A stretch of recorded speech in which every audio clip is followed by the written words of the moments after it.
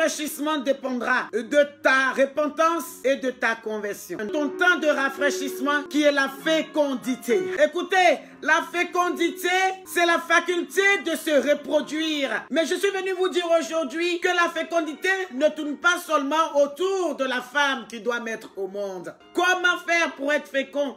Comment faire pour être féconde? Alléluia. Le mot fécondité a été donné, oui, à notre Père, le Père de la foi, Abraham. Depuis la Genèse, Dieu dit soyez féconds, alléluia. Nous trouvons que cette fécondité, oui, ne se reproduit pas, ne se développe pas. On s'est dit, mais est-ce que Dieu est réel? Genèse 17 à partir du verset 6. Le Seigneur nous donne trois choses là dans ce verset. J'ai compris que la repentance et la conversion poussaient le Seigneur à nous rendre féconds. Dieu dit, je ferai de toi des nations, un serviteur repentant, converti, qui cherche Dieu. Qu'est-ce que Dieu fait de lui? Il dit, je ferai de toi des nations. Abraham n'est plus là, c'est nous maintenant, les serviteurs de Dieu. Il y a des gens que Dieu a choisis pour transformer les nations. Il y a des personnes que Dieu a mises à part. Quand tu vas dans les nations, tu dois toucher, gagner la nation, tu dois convertir la nation, tu dois transformer la nation, tu dois faire quelque chose pour que la nation soit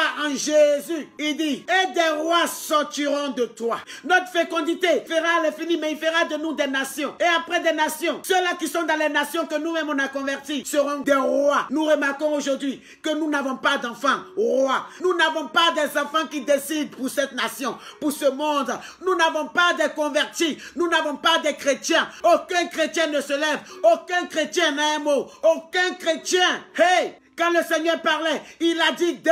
Il n'a pas dit un. C'est les rois qui décident. C'est les rois qui donnent le dernier mot. Écoutez, serviteurs de Dieu que nous sommes, nous devons maintenant penser à avoir des fils, avoir une nation, mettre au monde, convertir des rois, des généraux de l'évangile, des présidents qui vont gouverner des nations. Écoutez, serviteurs de Dieu, de nous des rois, des intellectuels, des grands hommes et des grandes dames. Nous devons viser, oui, la tête, pour gagner la tête. Si on gagne la tête, et la tête devient le roi en Jésus. La tête devient le lion en Jésus. La tête devient l'intellectuel spirituel.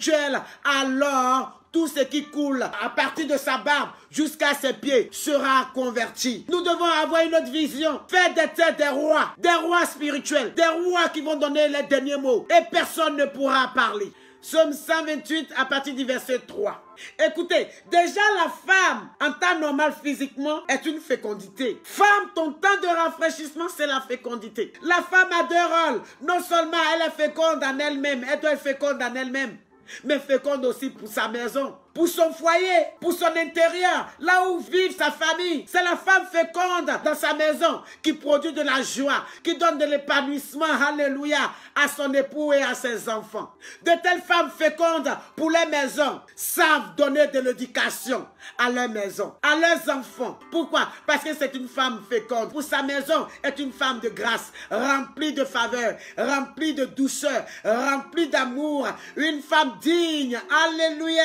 Femme féconde. Elle est tellement féconde qu'elle sait comment éduquer ses enfants. Tes fils sont comme des plantes d'olivier autour de la table. La femme féconde, non seulement en elle et dans sa maison, ses fils sont comme des plantes d'olivier. Qu'est-ce que c'est qu'une plante d'olivier? Alléluia. Les plantes d'olivier produisent de la paix. Quand vous lisez bien, la colombe est allée prendre quoi comme rameau? C'était un rameau de quoi? D'olivier. Signe de la paix. La femme féconde, son éducation qu'elle donne à ses enfants qui sont autour de la table, dans la paix. Elle est produit de la paix. Elle leur communique la paix. Elle leur communique une éducation de paix, d'amour, de joie. Alléluia. Que Dieu nous bénisse.